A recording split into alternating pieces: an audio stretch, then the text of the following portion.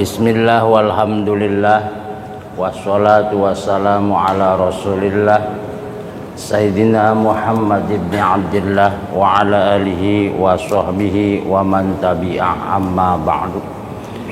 Jamaah salat duhur berjamaah. Alhamdulillah kita pada hari Selasa ini dapat sholat berjamaah dan mengikuti kajian. Semoga ini menjadi sebab turunnya rahmat dan maghfirah Allah kepada kita. Amin ya Allah ya Rabbal Alamin. Berangkat dari salah satu ayat, ma khalaqtul jinna wal insa illa liya'budun. Tidakkah aku menciptakan jin dan manusia melainkan untuk beribadah. Kalau kita bongkar ayat ini dari sisi nahu saja, jadi pakai atopnya atop wawu, jinna kemudian wal insa enggak summa. Ini menurut Alauddin Al-Baghdadi dalam tafsir Khazin, pertanda ada jeda, ada jarak penciptaan jin dan manusia itu sekitar 2000 tahun menurut Alauddin Al-Baghdadi. Jadi kita ini disuruh untuk beribadah kepada Allah. Cuma ada ibadah yang dapat pahala karena kita berhubungan langsung dengan Allah, seperti sholat, puasa, ibadah-ibadah yang langsung dengan Allah. Tapi ada ibadah yang memang dapat pahala kalau melibatkan makhluk, seperti zakat, sodako. Itu nggak bisa berpahala kalau belum ada yang menerima. Senyum saja bisa berpahala kalau ada orang lain. Kalau sendirian, oh itu tanda. Ya, biasanya kalau orang sudah bisa senyum sendiri, itu alamat. Itu sudah tidak punya keinginan. Harus dibawa ke grogol yang itu. Nah, jadi maka termasuk salah satu ibadah yang berhubungan dengan manusia, baik memberi maupun menerima. Bahkan menerima pun bisa berpahala, intinya menyenangkan orang lain.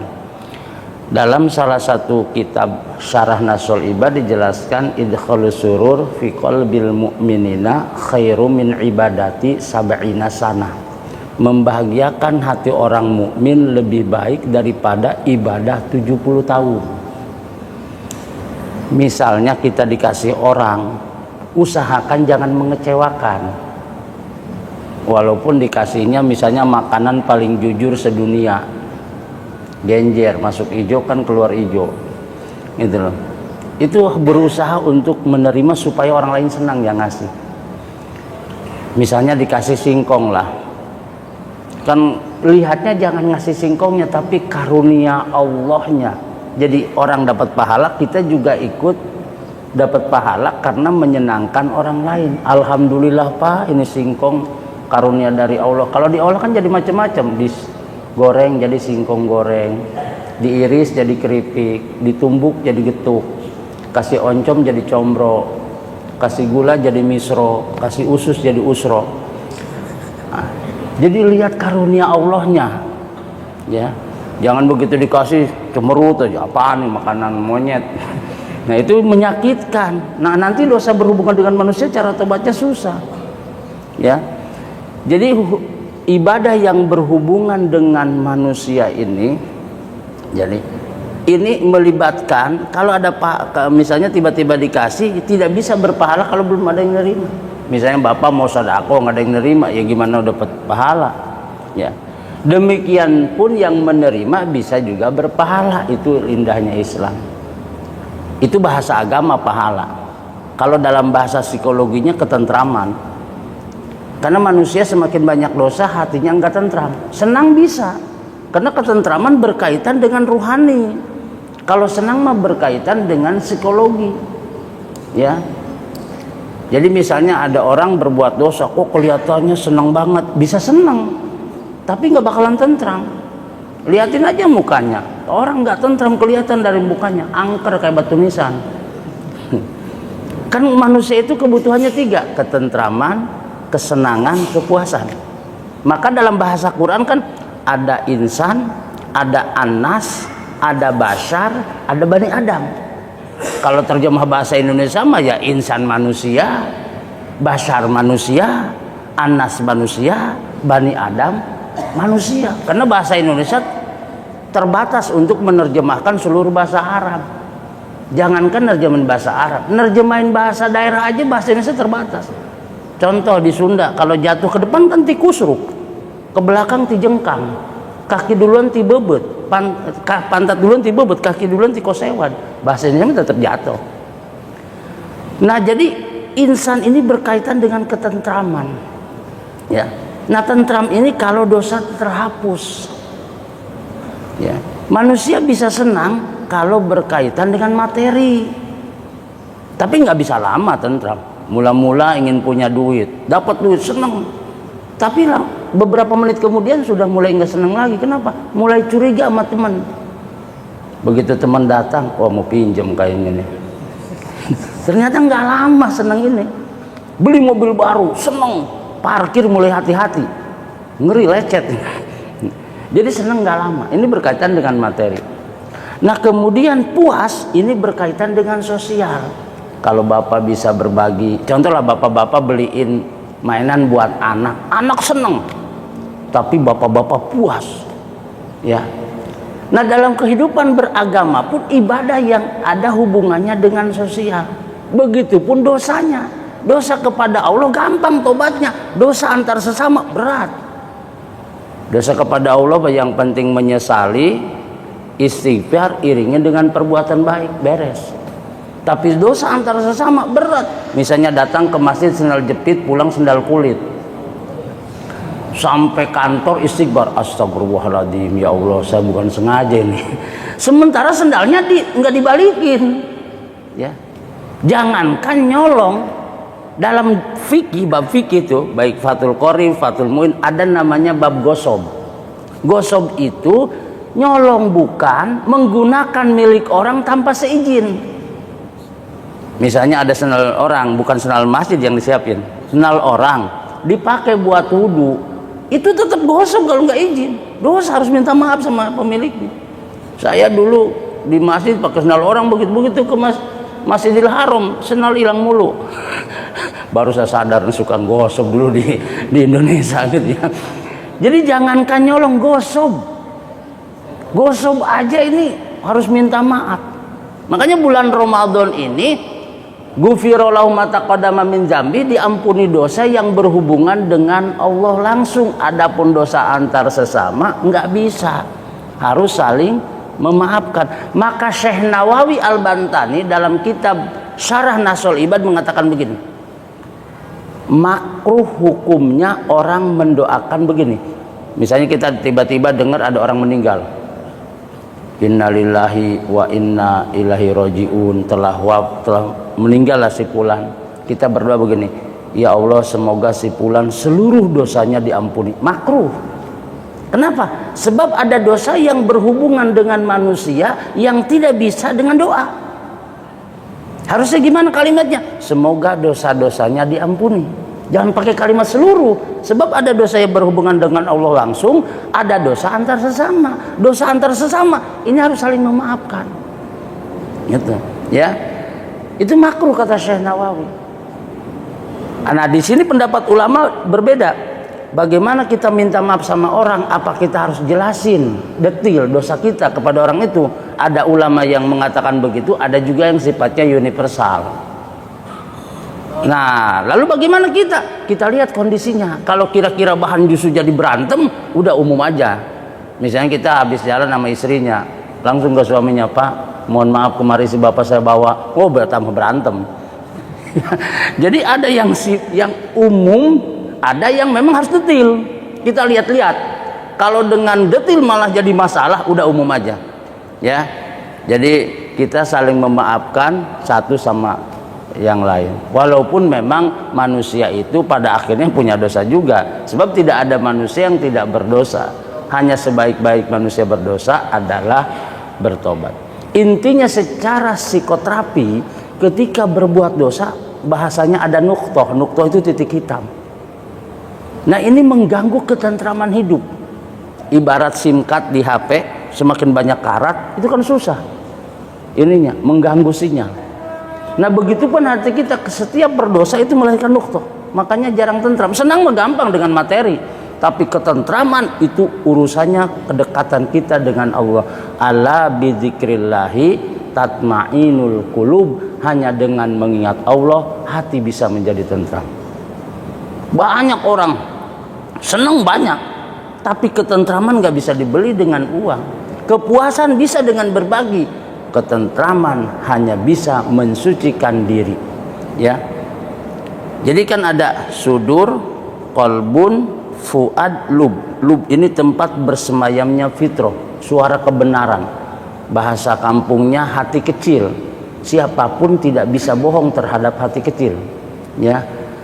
Nah, kan di surat Al-Adiyat kan innal insana li rabbihi lakanud wa innahu ala zalika lasyahid. Dan terhadap keburukan, kekufuran, dosa, manusia itu tahu hati kecilnya. Cuma masalahnya terkadang tertutup, nggak mau nerima. Makanya bahasa Arab menutup itu namanya kafir secara bahasa. Ya, kafir itu bahasa Arab, secara sosial artinya tertutup. Makanya diserap ke bahasa Indonesia, buat baju namanya cover, buku cover, penjaga gawang, penutup gawang namanya kifer. Kan itu kan banyak bahasa Arab yang memang diserap ke dalam bahasa Indonesia. Ada yang maknanya tetap nggak berubah, ada yang berubah. Ya, banyak tuh. Fitnah bahasa Arab datang ke Indonesia berubah maknanya. Kalau di Arab fitnah itu penganiayaan. Al-fisnatu asyadu minal qasli. Menganiaya lebih kejam daripada membunuh sekaligus. Tapi datang ke kita fitnah menuduh tanpa bukti. Coba kita berdoa tadi tahiyat. Allahumma inni a'udzubika min azabil qabri wa min azabinar wa min fisnati mahya wa mamati. Kita berlindung kepada Allah dari siksa neraka, siksa kubur, fitnah waktu hidup dan fitnah ketika mati. Bukan berarti dituduh sama munkar wa nakir tidak ada bukti. Artinya penganiayaan itu ya. Banyaklah bahasa Arab yang memang diserap ke bahasa Indonesia maknanya jadi berubah. Seperti takjil lah yang sering kita dengar. Takjil kan segera, begitu datang ke Indonesia jadi lontong. itu nggak apa-apa, kesepakatan lah. Kesepakatan kita itu mah kayak orang Jawa, iki banyu mas, kata orang Sunda, cai. Itu kesepakatan aja, yang penting sepakat ya. Jadi kembali lagi, nah di bulan Syawal ini, atau bukan bulan Syawal aja, kapanpun kalau ada dosa yang berhubungan dengan manusia, kita saling memaafkan. Nggak ketemu ya udah bebasin aja. Karena secara psikoterapi begini, ketika kita menyimpan dendam, kalau dikonkretkan dendam itu taruhlah 10 kilo, itu tanpa sadar jiwa kita dibebani selama 10 kilo. Makanya dalam dunia kedokteran kan ada namanya psikosomatis, penyakit fisik yang disebabkan oleh psikis. Jadi tadinya badannya nggak apa-apa, ke negara pikiran itu beban, akhirnya terjadilah psikosomatis. Ya, jadi berusaha bagaimana, memang berat memaafkan. Minta maaf mah gampang, memaafkan itu paling berat. Ya, maka disebut orang ihsan, orangnya muhsin. Kalau dalam dunia syariat kan orang bunuh lagi. Tapi dalam tasawuf ketika kita dihina orang, maka udah maafkan aja. Cuma berat. Ya maunya kita lawan aja kan gitu. Enggak salah ketika dilawan, karena hukum itu syariat mah hukum bicaranya. Tapi kalau bicara tasawuf bicaranya akhlak, bicara moral. Ya. Jadi berat, memang kudu dilatih. Berat, nggak bisa sekaligus, ya nggak bisa. Tapi sedikit-sedikit bertahap. Karena dengan kita jadi hati legowo, dampaknya itu terhadap tubuh kita, bahasa agamanya nanti bisa berpahala. Ya. Jadi orangnya disebut muhsin, perbuatannya ihsan. Ya. Jadi setelah kita, kalau pahala dosa-dosa dengan Allah mah enggak. Dengan gini aja ada, walaupun hadis dhaif, fadul amal. Manintaqala liyata'allamal ilma ghufir lahu qabla ayaqtu. Siapa yang melangkahkan kakinya tujuannya thalabul ilmi, diampuni dosanya sebelum melangkahkan kakinya. Satu, itu dosa yang berhubungan dengan Allah langsung. Keduanya dosa kecil. Ya, makanya kalau malas istighfar, udah ada majlis taklim hadiri aja. Minimal itu bisa mengampuni dosa-dosa yang berhubungan dengan Allah langsung. Dosa antar sesama, ya kita minta maaf. Nah, yang berat begini Pak, ketika punya sangkutan. Kalau sama muslim enak, meninggal orangnya, keturunan nggak ada, kita bisa sedekah nyambung. Tapi sama non muslim berat, karena beda frekuensi. Mungkin kita FM, dia SW. Susah gitu. Kalau kita punya utang sama sesama muslim, orangnya sudah meninggal, keturunannya nggak ada, bisa sedekah diniatkan ke dia. Tapi non muslim berat, makanya selesaikan di dunia. Ya, berat hubungan dengan manusia itu. Bahkan di dalam kitab Uqudul Ujen karya Syekh Nawawi Al-Bantani begini Pak, analogi digambarkan. Ketika suami akad nikah, maharnya dihutang, lupa lagi nggak dibayar, itu di akhirat fahuwa zanin, dimasukkan golongan penzina. Artinya betapa beratnya dosa antar sesama. Ya, berat. Ya, makanya ya berusaha bagaimana caranya, kan gitu. Bagaimana caranya, minimal tidak ketemu orangnya, udah bebasin aja, doain aja orang itu. Ya, saya juga berat. Ya, berat. Nggak ada yang nggak berat. Emang gampang maafin orang. Minta maaf gampang kita. Memaafkan itu paling berat. Tapi ketika bisa, itu orang hebat namanya. Berbuat baik sama orang baik hal biasa, tapi berbuat baik sama orang yang jahat sama kita, oh itu berat. Saya juga belum bisa. Ya. Kalau kita mau lihat kita baik apa tidak, lihat berbuat baiknya sama orang jahat. Ya, ada orang misalnya tiba-tiba ngomongin kita, dikasih sodako, oh berat, mendingan jangan dikasih, dia ngapain, nggak nurut kan gitu. Berat, tapi itu hebat namanya. Ketika kita bisa berbuat baik sama orang yang jahat sama kita, oh itu hebat. Ya, waliullah namanya. Kalau kita berbuat baik sama orang baik mah hal biasa. Oh dia baik, kita baik. Oh dia orangnya enak, kita enak. Itu hal biasa. Ya. Kalau dulu kan zaman muda ditulisin di kos-kosan, sikap kami sebagai mana sikap Anda. Anda baik, kami baik. Anda jahat, kami lebih jahat. Emang sama-sama penjahat. Kan gitu. Nah jadi kembali lagi, ma khalaqtul jinna wal insa illa liya'budun. Kita ini diciptakan hanya untuk beribadah. Ibadah yang berhubungan dengan Allah langsung dan berhubungan antar sesama. Ada ibadah mahdoh, itu contohnya ada, perintahnya ada seperti sholat, nggak boleh tambah-tambahin. Ada ibadah ghair mahdoh, perintahnya ada, contohnya nggak ada. Contoh, misalnya makan pakai tangan kanan. Zaman dulu mah korma pakai 3 jari, nggak mungkin dikepal makan korma. Ya pakai bubur korma, ganti pakai sendok kan gitu. Nah, kemudian pakaian yang syaratnya nutupi aurat. Ya di Arab kan nggak mengenal celana jin. Abu Jahal saya baca sejarah nggak pernah pakai celana jin nongkrong di Ka'bah, nggak ada. Kan gitu. Nah, kemudian ke Cina jadi baju koko, datang ke Indonesia diakuin baju Muslim, padahal baju Cina sebenarnya. Nah jadi itu perintahnya ada, contohnya tidak ada. Hal-hal seperti itu mah berkaitan dengan budaya nanti. Yang penting ruhnya tetap ada ya. Kalau mahdoh nggak bisa ditambahin dikurangi. Sholat maghrib mau 2 rakaat nggak bisa. Sholat subuh mau 1 rakaat nggak bisa ya. Nah kembali lagi, jadi dalam setelah Ramadan ini ya, yang banyak hadisnya Ramadan diampuni dosa yang berhubungan dengan Allah langsung. Nah sekarang kita belajar memaafkan, menghargai satu sama lain. Kenapa? Kita bisa olahraga, olah rasa paling berat. Makanya dalam Islam begini Pak, dalam kitab Fathul Qorib aja, tiba-tiba ada orang depan kita ngeludah begini, makruh. Atau ada orang lewat kita ketawa, makruh. Kenapa disangka ngetawain dia? Gitu loh. Sampai sedemikian rupa. Ya. Sampai sedemikian diatur. Jadi diatur tata cara di Fathul Qorib itu. Misalnya ngomong aja ngomong. Ini orang Jawa berdua, orang Sunda satu. Ini ngomong pakai planet Jawa.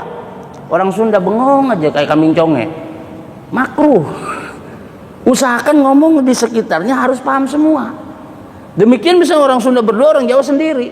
Gunakan bahasa yang semua paham sampai sedemikian rupa, ya. Karena menyakiti hati orang itu susah tobatnya, harus bertemu dulu, saling memaafkan, ya. Kalau dengan Allah mah gampang, ya. Jadi sampai fikih mengatur sedemikian rupa, bahkan mengganggu orang pun jangan. Misalnya nih Kang Irfan sholat pakai kaos, di belakang kaos ada tulisan kecap cap sorban, itu makruh. Saya sholatnya makruh, bahaya, mengganggu di sekitarnya. Begitu saya di belakang, Allahu Akbar, belum baca Fatihah, baca kaos dia dulu, kecap cap sorban, kan bahaya. Sampai diatur sedemikian rupa, ya. Sholat pun jangan sampai mengganggu, itu ibadah, belum yang lain-lain, ya. Nah, jadi sangat diperhatikan. Maka sosial itu dibahas dalam surah Al-Maun kan, ara'aital ladzi yukadzibu bidin fadzalika alladzi yad'ul. Jadi ingin tahu kemurnian agama seseorang itu kembali lihat ke sosialnya. Tolak ukurnya sosial, ada kepedulian atau tidak, bisa olah rasa atau tidak, kan gitu ya. Jadi disinilah dengan Ramadan kemarin ini bertahap, walaupun ya sudah lewat sih, udah jauh, tapi mudah-mudahan kita belajar sama-sama untuk legowo, belajar saling memaafkan, karena ini sangat berat. Terus terang aja, nggak bisa kita dengan istighfar, dengan baca Quran, sementara yang lain tersakiti. Bahkan dalam kitab Fathul Muin sendiri pun kita baca Quran, di sini ada orang tidur waktu istirahat mengganggu, dosa itu sampai diatur sedemikian rupa. Kecuali udah ridho, nggak apa-apa lah, bente baca kayak di pondok lah. Di pondok mah bebas, ya. Tapi kalau di masyarakat, ini orang baca, ini kapal perumahan kan dempet-dempetan tuh, sampai kedengeran orang pulang kerja capek, dia baca Quran kencang-kencang sampai orang nggak bisa tidur. Itu kan jadi masalah. Padahal sebenarnya baca Quran bagus, tapi mengganggu orangnya jadi tidak bagus. Sampai diatur sedemikian rupa. Jadi ibadah tapi mengganggu orang, jangan, ya, jangan overacting gitu loh. Jadi kalau di masyarakat udah biasa nggak masalah, ya. Tapi kalau memang tidak terbiasa harus kelihatan, jangan mengganggu, karena kalau di kampung kan banyak orang nganggur, kalau di perumahan kan rata-rata kerja, kalau di kampung kan jarang. Jadi biasa mau jam berapa juga. Untung saya tinggal di kampung, maka ngaji dari jam 11 sampai jam 2 pun, bahkan bulan puasa full. Ada 2 tahap ngaji nahu, tauhid, fikih, tasawuf dari jam 10 sampai jam 3. Enggak masalah, orang jauh tetangganya. Coba kalau di perumahan mengganggu, pada berisik pasti sekitarnya. Nah, itu perlu diperhatikan juga. Walaupun kita kelihatannya ibadah, jangan sampai menyakiti hati orang lain. Karena ittaqu da'watal mazlumi wa in kana kafiron fa innahu laisa duna kahijab, duna hijab. Jadi takutilah doanya orang teraniaya, sebab antara dia dan Allah tidak ada penghalang, ya. Ketika teraniaya, tersirat aja di hati, bahaya itu. Ketika misalnya orang disakiti, diem aja, itu kan bisa connect, nyambung, ya. Apapun yang tersirat di hati bisa terjadi, ya. Jadi sampai dijelaskan begitu, takutilah doanya orang teraniaya sekalipun dia kafir, sebab antara dia dengan Allah tidak ada jarak, ya. Nah, menghadapi bulan Syawal ini, setelah kita dilatih, ya, kan kita belajar tuh merasakan bagaimana lapar, kepedulian sosial lah. Nah, sekarang bisa dipraktekkan bulan Syawal ini, ada rasa empati, ada kepedulian sosial. Karena ternyata lapar nggak enak, ya, bawaannya uring-uringan, mau tidur juga nggak bisa. Katanya kalau lapar tidur nanti kenyang, ya bukan kenyang perut, kenyang tidur namanya, ya. Nah, dijabah sekalian, ya. Jadi ini jam berapa? Oh, ini udah hampir mau jam 1, jangan lama-lama ya. Saya juga lapar sama jam biologis. Jadi sekali lagi saya bukan menasehati, ngajak bareng-bareng. Ternyata dosa itu melahirkan ketidaktentraman, ya, ketidaktentraman secara psikologis. Nggak bisa dibeli dengan harta. Yang bisa dibeli dengan harta adalah kesenangan. Yang bisa dibeli dengan sosial adalah kepuasan. Mungkin itu saja. Ada pertanyaan? Oh, ada pertanyaan. Silakan.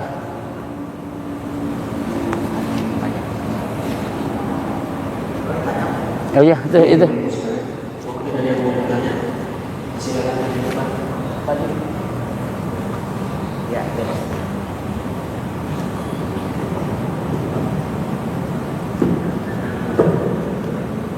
Assalamualaikum warahmatullahi wabarakatuh. Waalaikumsalam warahmatullahi wabarakatuh. Terima kasih Pak Ustadz atas perjalanannya. Sungguh menarik ini ya, tentang dosa menyakiti orang lain, fitnah, hasud, atau menuduh orang. Menurut saya kalau di DPR beda Pak Ustadz. Dosa itu saya bukan dengan percayaan. Dosa itu ditentukan dengan materi, Ustaz. Jadi harus percaya. Kalau ada orang fitnah, masuk, harus percaya, harus ikut. Kalau nggak ikut, itu hilang kepercayaan. Gitu Pak Ustaz. Sama di sini juga ada juga ini ceramah, ya ceramah titipan gitu kan. Tapi tidak seimbang gitu. Terus menekan, terus itu ada Pak Ustaz. Mohon maaf aja ya. Kita hanya memperjuangkan moral kita, Ustaz. Saya kalau minta maaf, saya maaf itu hanya melalui medsos, Ustaz. Karena kalau langsung itu susah ya. Saya sudah memaafkan orang-orang yang telah memfitnah dan maksud saya itu. Udah saya maafkan. Tapi yang beredar itu kan susah dimaafkan. Karena terus berjalan terus, walaupun itu tuduhan itu tidak secara langsung, tapi saya merasakan bahwa itu adalah ada fitnah dan maksud. Terima kasih Pak Ustaz. Assalamualaikum warahmatullahi wabarakatuh. Waalaikumsalam warahmatullahi wabarakatuh. Langsung. Pertanyaannya apa ini? Jadi intinya fokus ke diri kita sih. Kalau fokus ke orang lain, gini aja. Cara pandang. Saya sering disampaikan di sini. Ternyata cara pandang itu mempengaruhi psikologis. Contohnya 500 juta dengan 500.000. Misalnya ketika orang memandangnya 500 juta, kayaknya gede banget.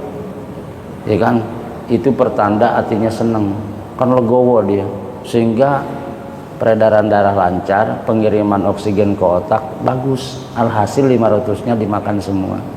Beda kalau mandangnya 500.000, sambil kesel, hanya peredaran darah nggak lancar, pengiriman oksigen ke otak melemah, alhasil 200 ke puskesmas, 300 dimakan. Nah, jadi termasuk yang mau ceritakan tadi itu karena kita mau niat membersihkan nafs, itu sebetulnya pertama yang dirubah itu cara pandang. Memang dari dulu kita lihat Siti Maryam ketika hamil nggak ada bapaknya, nggak ada suaminya, kan habis-habisan dicaci maki. Apa dijawab sama Siti Maryam? Enggak. Yang jawab siapa? Nabi Isa. Ini ibroh bagi kita bahwa melawan yang begitu jangan dengan kata-kata tapi dengan prestasi. Karena kata Rasul, kullu dinikmatin mahsudun, setiap punya kelebihan pasti ada orang iri. Itu konsekuensi. Berarti kalau Bapak diiriin orang, itu orang hebat namanya. Berarti punya kelebihan. Mungkin itu saja. Ada lagi? Saya terkait yang tadi Pak Ustaz sampaikan, orang tidur di masjid kita mengaji, kita berarti makhluk. Tadi seperti itu Pak Ustaz. Tidur di masjid? Di masjid orang lagi tiduran, kita mengaji di sampingnya, berarti kita makhluk. Terus? Ya. Nah, yang ini saya ada pertanyaan saya, bagaimana dengan ibu-ibu majelis taklim yang kadang-kadang hari Minggu itu kan di masjid tuh. Kadang-kadang orang di rumah pada tidur, maka kita juga pernah mendengarkan seperti itu orang istirahat. Terus apa hukumnya seperti itu atau bagaimana caranya untuk supaya orang lain yang mendengarkan di dalam rumah lagi tidur otomatis dia akan perhatian tuh. Karena tadi dari segi yang tadi yang sampaikan Ustaz itu sangat mudah berarti makhluk. Bagaimana pandangan Ustaz atau apa solusi untuk menyelesaikan seperti itu? Ya memang itu mah harus kan gini emang. Saya pernah ngajar di sebuah sekolah, di sampingnya sholawatan kenceng, bingung dan ngeganggu juga. Jadi memang ada aturannya, cuma kadang-kadang kita kalau agama dianggapnya bebas, padahal kebebasan kita dibatasi oleh kebebasan orang lain. Jadi walaupun kelihatan ngaji, ya kalau ganggu orang jangan. Kan sebetulnya jamaahnya cuma misalnya 10 orang, kodong-kodong speakernya sekampung kedengeran gitu kan. Itu ada di kitab-kitabnya dibahas sebenarnya. Cuma kalau saya ngomong begini dipelintir nanti di medsos. Oh ini ustadz anti gitu, bahaya tuh ya. Padahal ada di kitabnya. Misalnya kan ngaji Quran tuh bulan puasa kenceng. Sebetulnya di kitabnya kalau mengganggu jangan gitu. Coba ngomong begitu dipelintir. Wah ini ustadz anti baca Quran. Padahal bukan begitu, maksudnya ibadah itu mah kan hablum minallah, ya dia dengan Allah gitu. Jangan sampai mengganggu yang lain.